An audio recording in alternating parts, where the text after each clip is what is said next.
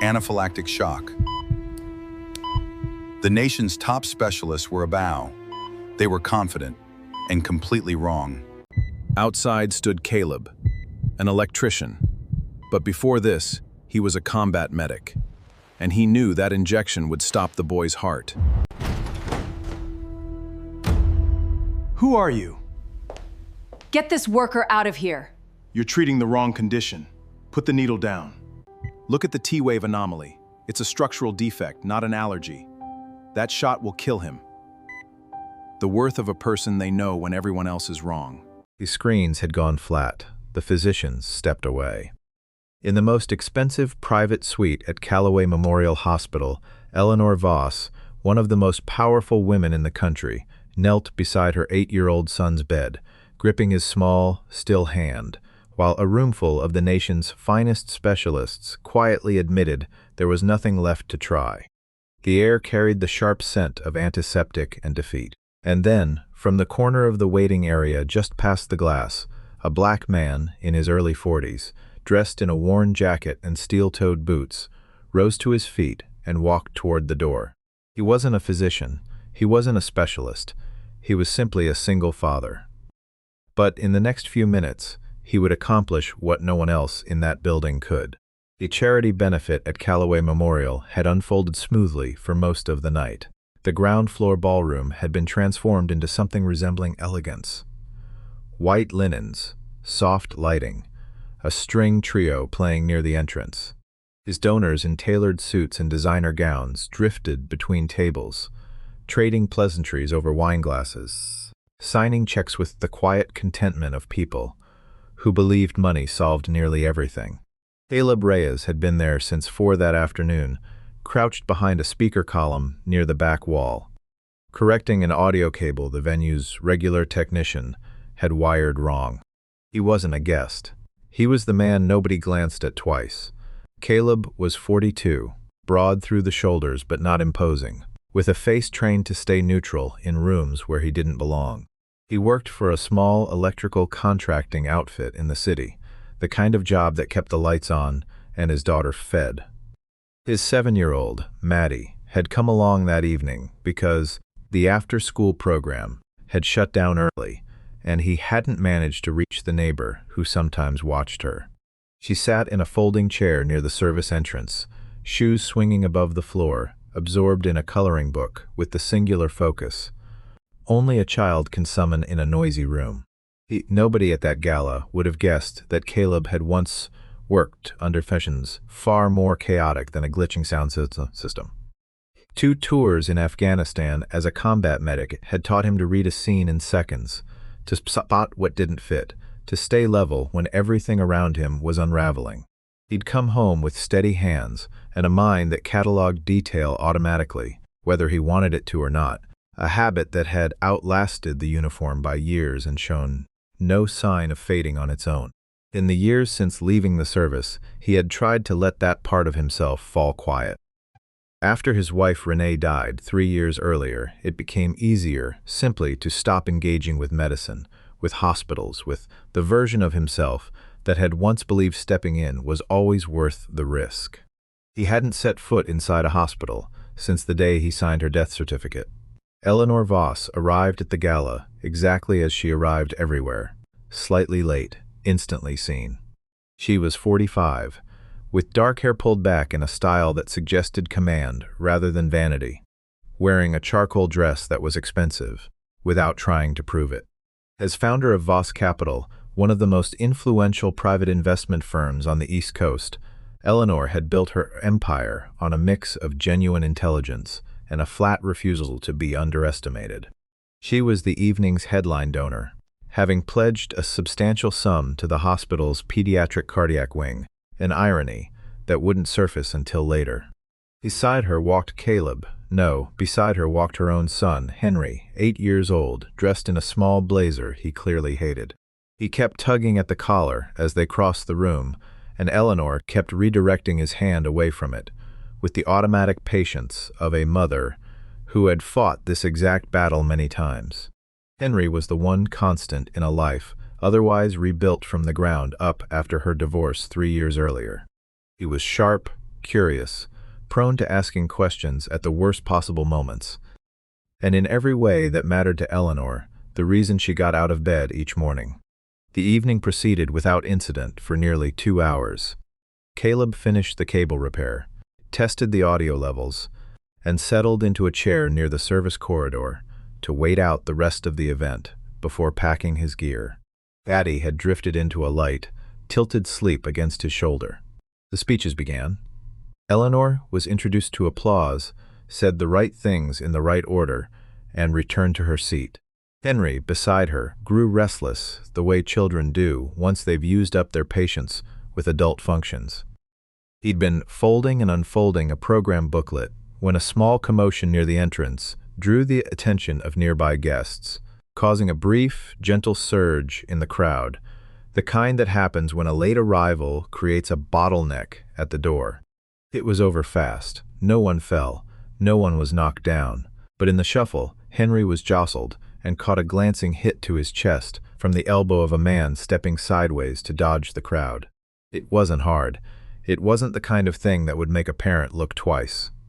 Henry winced, pressed a hand briefly to his sternum, and glanced up at his mother with the uncertain look of a child deciding whether something is worth crying over. Eleanor touched his shoulder and asked if he was okay. He said yes. She believed him. 4 minutes later, Henry's face went pale. Not gradually. It was the kind of color shift that happens all at once, like a dimmer switch flipped. He blinked slowly, reached for his mother's arm, and his body simply gave out. The chair scraped backward as Eleanor caught him. He was unconscious before he reached her lap. His lips had a faint blue tint, his breathing shallow and uneven, and the nearest guests lurched backward in shock. The room transformed in seconds. Someone shouted for a doctor. Several were already moving. Within 3 minutes, a medical team from the upper floors had been paged and was converging on the ballroom. Within 6, Henry was on a gurney, being wheeled toward the private care wing. The initial red was immediate and confident: anaphylaxis, a severe allergic reaction, likely triggered by something he'd eaten that evening. The treatment protocol was well established, and the team moved through it with the practiced efficiency of people who had run this exact play many times. Epinephrine, airway management, IV fluids. Eleanor was guided into the corridor outside the room and told the team had it handled. Caleb had watched all of it from 30 feet away. He hadn't left his chair during the initial panic, partly because Maddie had startled awake and needed a moment to settle, and partly because the room was already packed with people who knew their jobs. He watched the gurney vanish through the corridor doors. He watched Eleanor follow. He sat with Maddie until she drifted back to sleep, then stayed put because there was nowhere else to be. And his equipment still needed packing. The gala had effectively ended. Staff moved quietly through the room. The string trio had stopped. An hour passed. Caleb had most of his gear coiled and crated.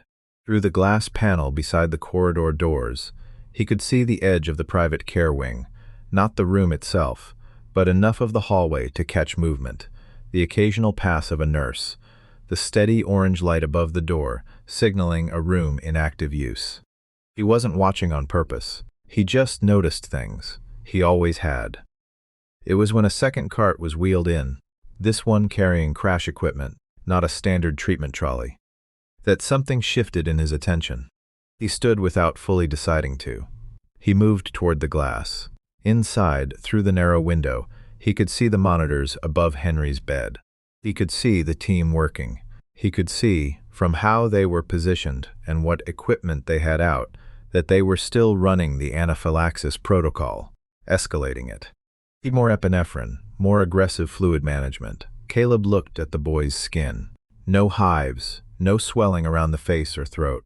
The lips were still faintly blue, but there was no visible edema, none of the external signs that almost always accompany a true anaphylactic event in a child.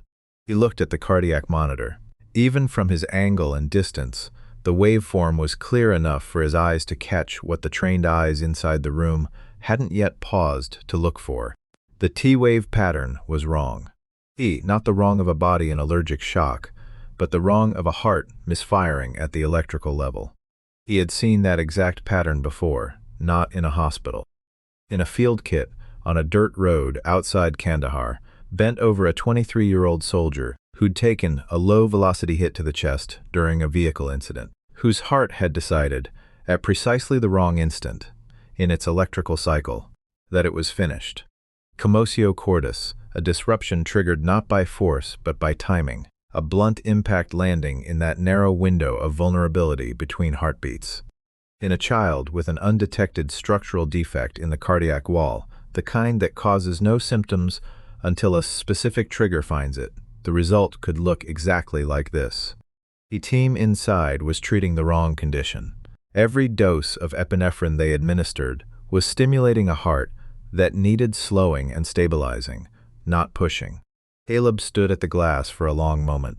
His hands were still, his face was still, but something behind his eyes was moving fast, weighing, calculating, dragging up memories he had spent 3 years trying to bury. The last time he had been certain about something medical, he had said nothing. He had deferred to the doctors, told himself they knew more than he did, told himself it wasn't his place. He had signed the certificate 7 days later. Maddie shifted in her chair behind him, small and asleep, her coloring book open across her knees. He looked back at her. He thought about what it would mean to walk through that door. The resistance he'd face, the way it would look. A man in work boots and a worn jacket telling a team of specialists they were killing the patient they were trying to save. He thought about how that story usually ended. Then he thought about Renee. He turned back to the glass, looked at the boy on the other side of it, and walked to the door. He pushed it open before he could talk himself out of it. The nearest nurse turned immediately.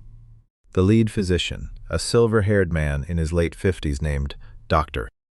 Nathaniel Drake, looked up from the bedside with the sharp, controlled expression of someone used to being interrupted by the wrong people. Eleanor, standing in the far corner of the room, straightened at the sight of him. Caleb said clearly, without preamble, "You're treating the wrong condition." The room didn't respond the way rooms do in movies. No one froze to listen. Dr. Drake's expression moved from surprise to irritation in under a second, and a nurse was already heading toward the door to summon security. Eleanor stepped forward, her voice carrying the precise, calibrated edge of a woman who had built a career on never being pushed around. "Who are you? How did you get in here?" Caleb didn't look at her. He looked at Dr. Drake, because Drake was the only person in the room whose next decision actually mattered. "You know how this looks," he said. "I'm not asking you to trust me. I'm asking you to look at his T-wave on that monitor and tell me what you see." Security arrived in the doorway behind him. Dr. Drake raised one hand slightly, not toward Caleb, but toward the guard, the reflexive gesture of a man who needed 2 more seconds to think. He looked at the monitor. The waveform sat there, quiet and damning, tracing the same aberrant pattern it had been tracing for the past hour, while everyone in the room had been watching everything else. Dr. Drake looked at it for a long time. The guard stayed in the doorway. Nobody moved. The monitor beeped steadily in the silence, and Caleb stood very still in the middle of the room, out of place in every visible way, absolutely certain of the one thing he couldn't yet prove, and waited. Dr. Drake looked at the monitor for 7 seconds. Caleb counted them. Then the physician turned back to the room with the expression of a man who had just found something he didn't want to find. Not alarm exactly, but the careful stillness of someone recalculating. "Hold the next dose," Drake said to the nurse at the IV line. His voice was level, the kind of level that took effort. The nurse looked up, startled, because the next epinephrine push had already been drawn, and the protocol called for it. Drake's hand came up again in that same slight, authoritative gesture, and she set the syringe down. Eleanor moved forward from the corner. "It's happening. Why did you stop?" Drake didn't answer her right away. He looked at Caleb instead, a long, assessing look, the kind that strips a person down to what they actually know versus what they merely believe. "You said the wrong condition," Drake said. "What condition are you treating?" Caleb told him. He kept it short. The T-wave anomaly, the absence of hives or swelling, The chest impact 40 minutes before Henry collapsed, the narrow electrical window that made commotio cordis possible, the likelihood of an underlying structural defect that had never announced itself until now. He used the correct terminology, because he had spent years earning the right to use it, even if nothing about him in that room suggested it. Drake listened without interrupting, which was itself a kind of answer. When Caleb finished, Drake turned to the team. "I want an echo now, and get cardiology on the phone." Eleanor stepped directly into Drake's path. She was not a woman who waited at the edges of conversations that concerned her son. "Someone needs to tell me who this man is and why he just changed my son's treatment plan." Drake met her eyes steadily. "Mrs. Voss, right now I need you to let us work." She didn't move at first. She looked at Caleb, really looked, the worn jacket, the complete absence of any credential or affiliation that would explain his presence in that room, and something in her expression moved between fury and something harder to name. Then she stepped aside, not because she trusted what was happening, but because the alternative was to keep fighting in a room where her son's heart was beating wrong. The echocardiogram technician arrived within 4 minutes. The cardiology fellow on call came through the door 90 seconds after that. Caleb stayed near the wall, out of the way, watching the monitor, with the focused quiet of a man who had learned that the most useful thing you could sometimes do was simply not leave. The security guard had retreated to the doorway but hadn't gone. Nobody had formally invited Caleb to stay, and nobody had made him go. The echo took 11 minutes. When the images resolved on the technician's screen, the cardiology fellow leaned in close, straightened, then leaned in again. He pointed to something in the lower portion of the image, a structural irregularity along the atrioventricular wall, small, congenital, the kind of thing that produces no symptoms under ordinary conditions and would never have shown up on a routine pediatric checkup. Under ordinary conditions, Henry could have lived another decade without anyone knowing it was there. Under the exact conditions of that evening, a low-impact blow to the chest landing at precisely the wrong moment in his cardiac cycle. In a boy whose heart carried a hidden architectural weakness, it had been enough. Drake ordered the protocol shift, a beta blocker to stabilize the electrical activity, careful cardioversion to coax the rhythm back toward normal, the epinephrine abandoned entirely. The team moved with a different quality of efficiency now, not the confidence of people executing a familiar plan, but the focus of people who understood the stakes of getting this particular thing right. 8 minutes after the new protocol began, Henry's heart rate began to even out. Not dramatically, not the sudden cinematic recovery of a body deciding to live. It was gradual, number by number on the monitor, each increment small enough that you had to watch closely to believe it was real. Yet it was real. The blue tinge at his lips faded by degrees. His oxygen saturation climbed back toward where it belonged. By the time the attending cardiologist arrived from the upper floors, the immediate crisis had been pulled back from its edge. Eleanor stood against the far wall, arms crossed over her chest, eyes fixed on her son's face. She hadn't spoken in 20 minutes. Then Henry's hand moved, a small involuntary flex of his fingers, the first voluntary motion since he'd lost consciousness. She pressed her knuckles briefly against her mouth, then lowered her hand again. He didn't look at Caleb, but in the new quiet of the room, with the monitors settling towards something closer to normal, her eyes moved briefly in his direction before returning to her son. The investigation started before morning. By the time Henry had been stabilized and moved to a monitored room in the cardiac care unit, someone on the hospital's administrative staff had already filed an internal incident report. The man without medical credentials had entered a patient's room during active treatment, made clinical recommendations, and those recommendations had altered the care protocol of a high-profile patient. The hospital's legal team was involved by midnight. By 6 in the morning, a local news van had parked outside the main entrance, antenna raised. The story that reached the public first was the version that wrote itself most easily. Uncredentialed man intervenes in heiress's son's emergency treatment. The details underneath were far more complicated, but complicated details don't travel as fast as clean narratives. And the clean narrative had Caleb cast as either a reckless interloper who got lucky or a fraud who had inserted himself into a vulnerable situation for reasons not yet explained. Both versions circulated simultaneously before noon. Caleb found out from a neighbor who texted him a screenshot at 7:45 that morning. He was sitting at his kitchen table with a cup of coffee, Maddie eating cereal across from him, and he looked at the headline on his phone without much expression, while Maddie asked whether she needed her raincoat for school. He told her yes. The sky looked uncertain. He set his phone face down on the table and finished his coffee. The hospital's inquiry board reached out that afternoon through a formally worded letter delivered to his employer's office, requesting his presence at a review meeting within 48 hours.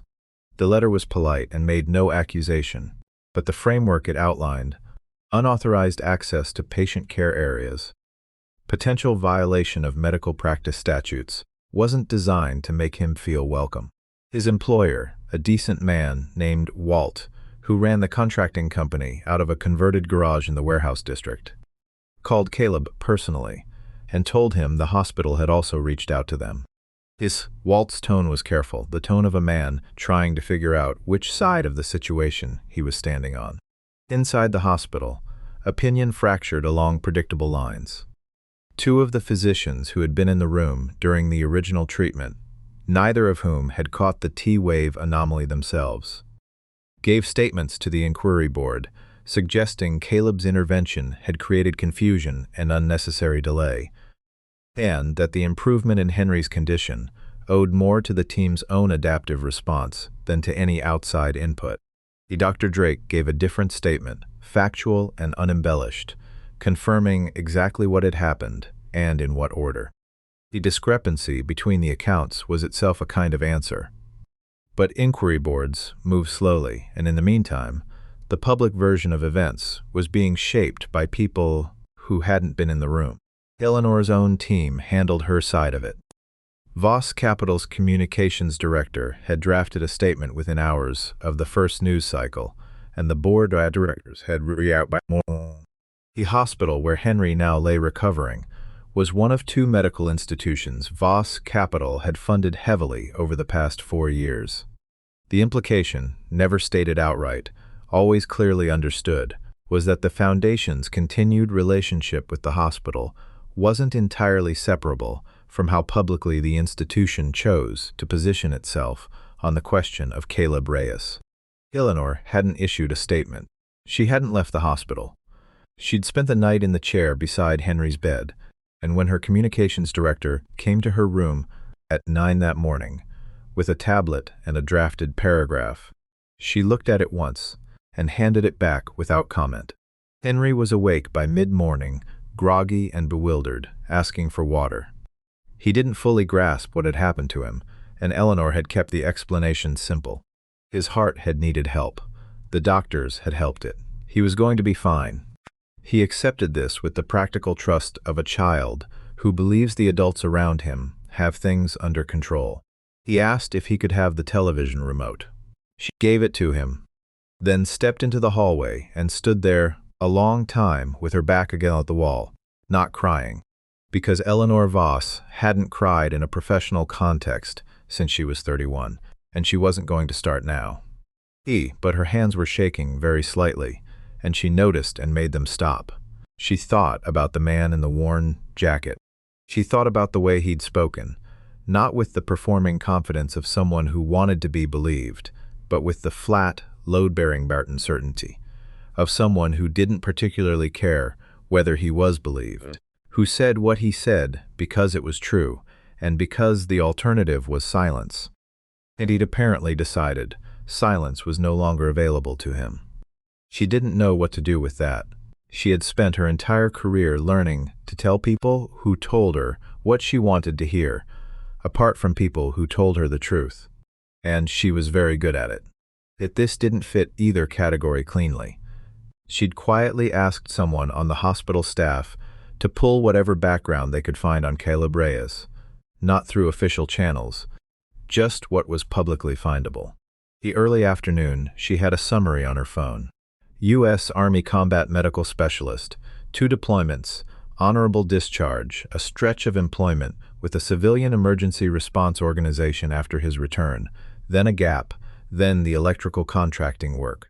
There was a flag in the record from 3 years earlier, an internal review at a hospital connected to his wife's death.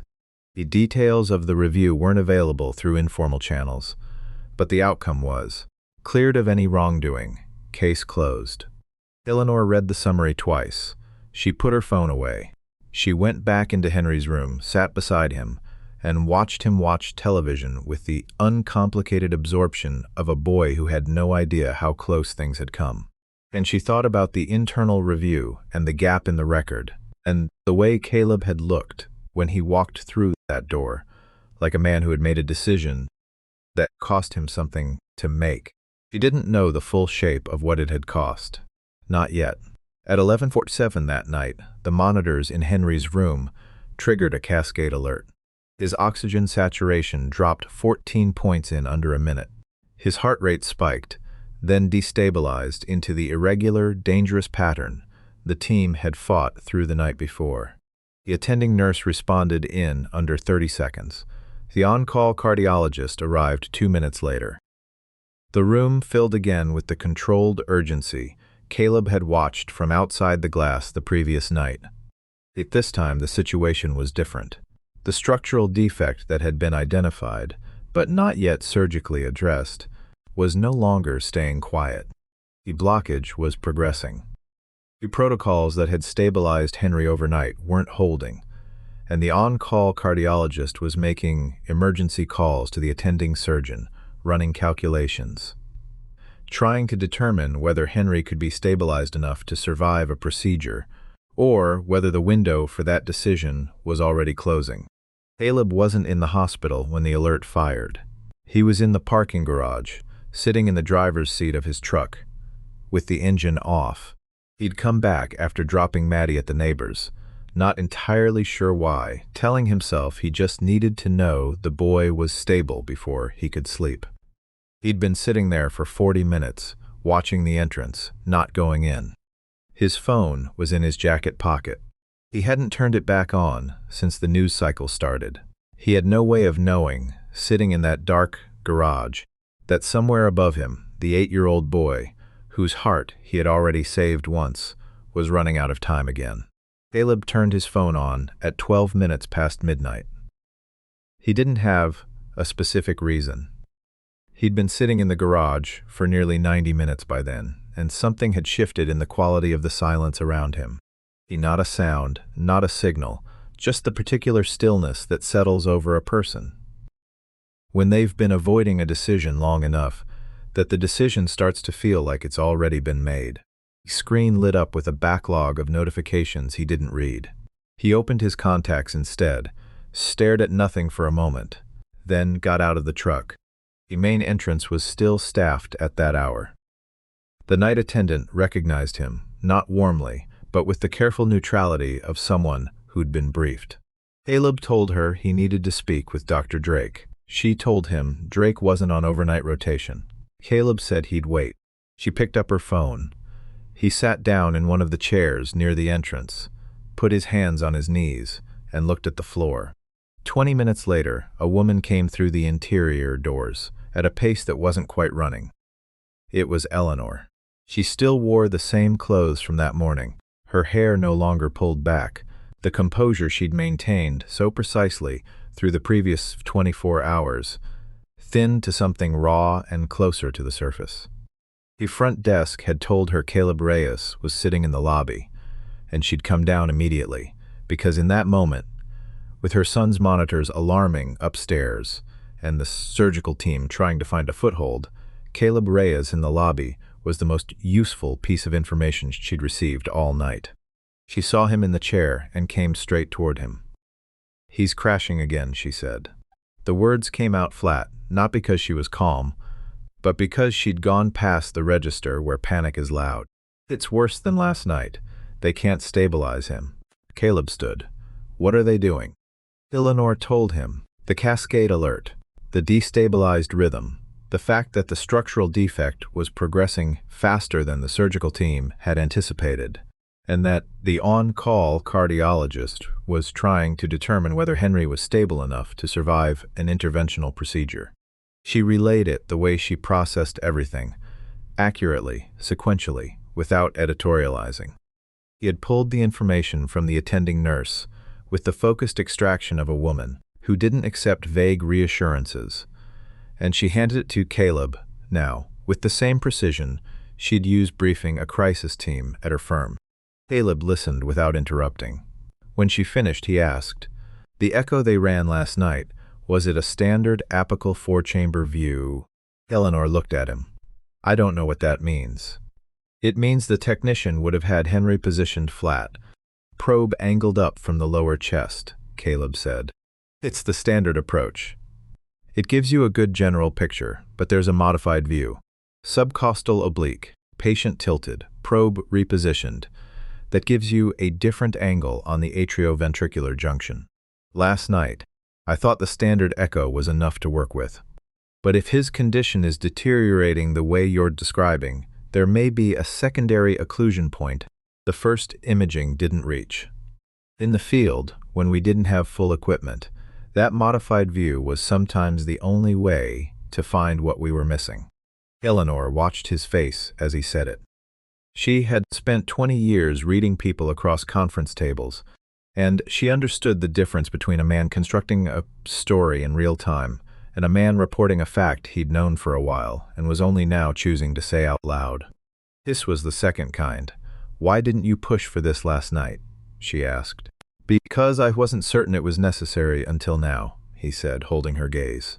"And because saying it means explaining how I know it, and that's a conversation I wasn't ready to have." Eleanor crossed her arms. "Have it now." He told her, in the hallway outside the cardiac unit, standing under fluorescent lights, at 12:47 in the morning, the muffled sounds of the team working on her son audible through the closed doors behind her. He told her about Renee, about the months of misdiagnosis, the symptoms that accumulated in a pattern Caleb had recognized, but couldn't name with the authority the doctors required. About the evening, he'd sat across a desk from a physician and said carefully that he thought they were missing something. And the way the physician had listened politely, and then explained, also carefully, that Caleb's military medical training wasn't equivalent to a clinical differential diagnosis. About going home that night and telling himself the doctor was right, that he was overreaching, that the guilt of thinking he knew better than the people whose job it was to know better was just his ego dressed up as instinct. Renee had died 7 days later of a cardiac complication that a different imaging angle might have caught in time.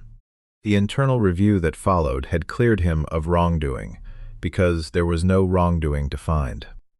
Hadn't been her physician, hadn't made a clinical error, hadn't done anything, except fail to push hard enough when pushing felt like arrogance. The review board had been thorough and fair, and completely beside the point. The question Caleb had lived with for 3 years wasn't whether he was culpable in any legal sense. It was simpler and heavier than that. He had known something, and he had stayed quiet, and she had died. Eleanor listened to all of it without speaking. When he finished, the hallway was very quiet. A nurse passed at the far end without looking toward them. The alert light above the cardiac unit door was still orange. "You're telling me this," Eleanor said finally, "so that I understand why you're certain." "I'm telling you this," Caleb said, "so that you understand what it cost me the last time I wasn't." He looked at him a long moment, the full, unguarded look of someone setting aside the architecture of judgment they'd spent years constructing. Then she turned and pushed through the doors. Eleanor walked directly to the attending cardiologist, a focused woman named Dr. Thea Mehta, who was coordinating the team's response at the central monitor station. Eleanor didn't ask permission, and she didn't explain herself. Here's a man outside this unit who served 2 tours as a combat medic and believes there's a secondary occlusion point in my son's defect that your current imaging hasn't identified, she said. He knows a modified echo view that may show it. I need you to hear him out. Dr. Mehta looked up from the monitor with the expression of someone running on borrowed patience after several hours.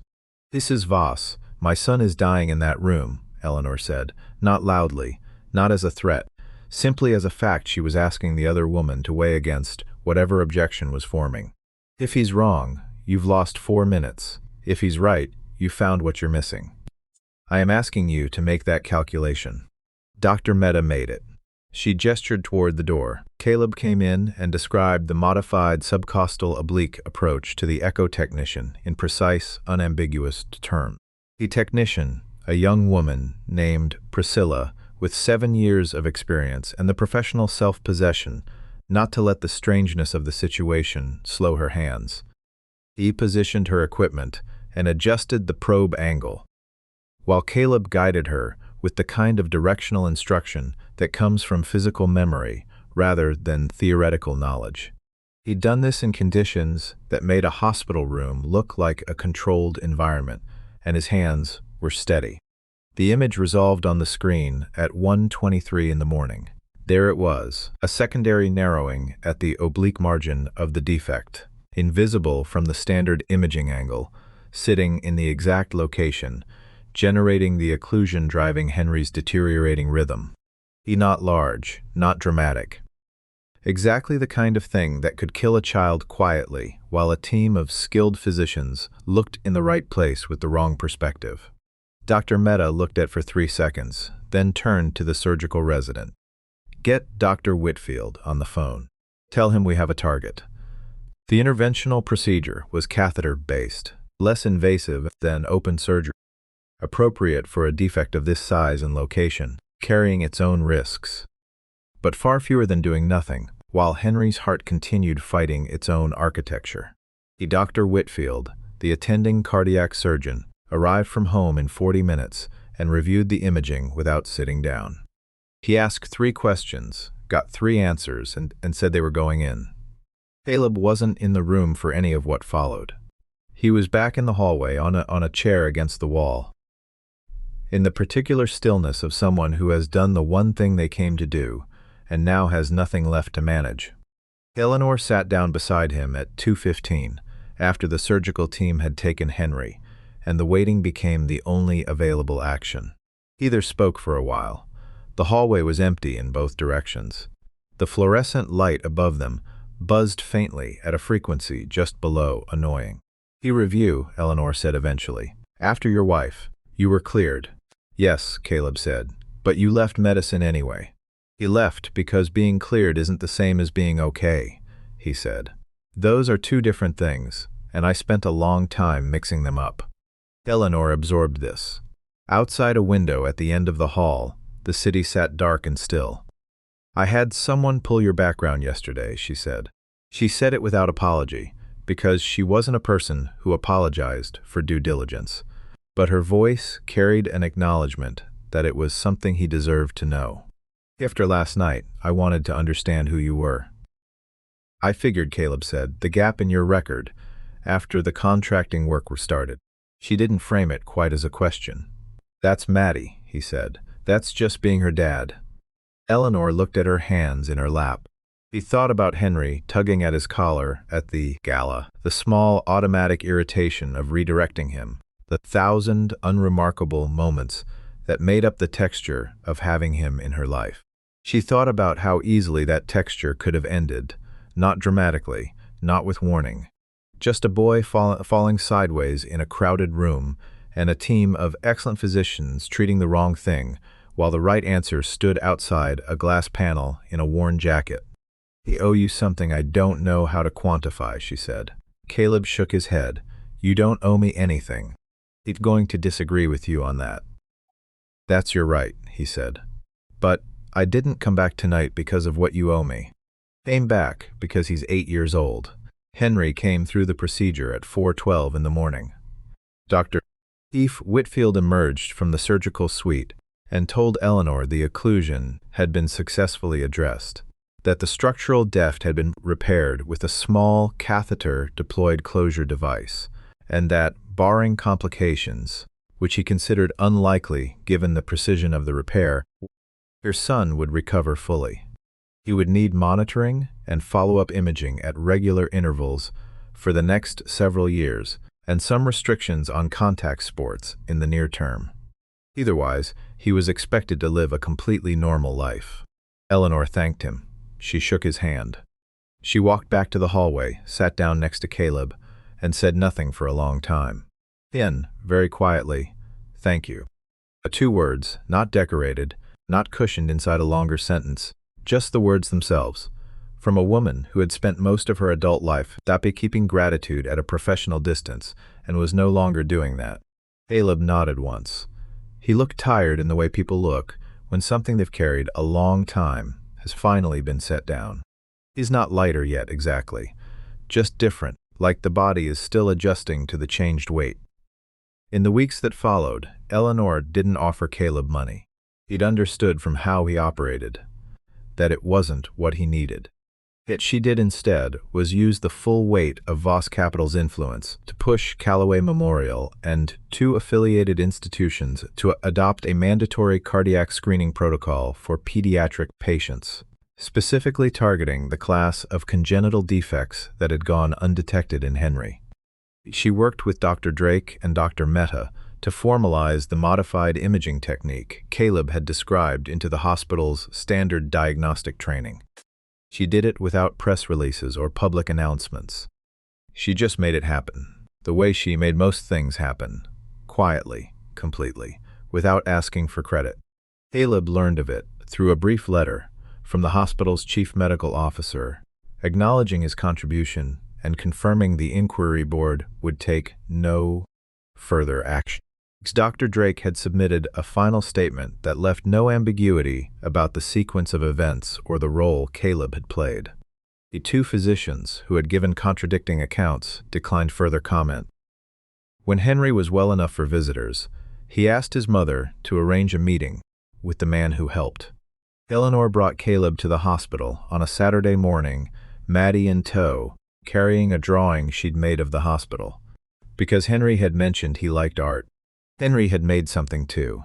It was a drawing of 2 figures, one in a white coat, one in regular clothes. He'd colored the figure in regular clothes slightly larger. He handed it to Caleb without explanation, with the matter-of-fact generosity of a child who considers the meaning self-evident. Caleb took it home and put it on the refrigerator. That evening, after Maddie was in bed, he sat at the kitchen table in the quiet of the apartment and thought about Renee. Not with the old weight, the particular gravity of guilt carried so long it starts to feel like part of the body. He thought of her the way you think about someone you loved imperfectly, with tenderness, with the ordinary ache of absence, rather than the sharp edge of a wound. He thought about the night she died, and the night Henry almost did, and the difference between them, not in the outcome, but in the choice he'd made the second time. He had spoken. That was all. He had walked through a door and said what he knew to be true, and refused to stay quiet, regardless of what it cost him. It hadn't required a credential or a title or anyone's permission. It had only required him to stop treating his own silence as a form of humility, when what it had actually always been was fear. He turned off the kitchen light and went to bed. Outside, the city did what cities do, indifferent, continuous, full of people moving through their own invisible emergencies. And somewhere across town, an 8-year-old boy with a repaired heart slept in his own bed for the first time in 2 weeks, dreaming whatever it is children dream when the adults in their lives have, against considerable odds, managed to get things right. The worth of a person has never lived in their credentials. It lives in what they do when staying quiet would be easier, and the cost of speaking up is something only they will ever have to pay.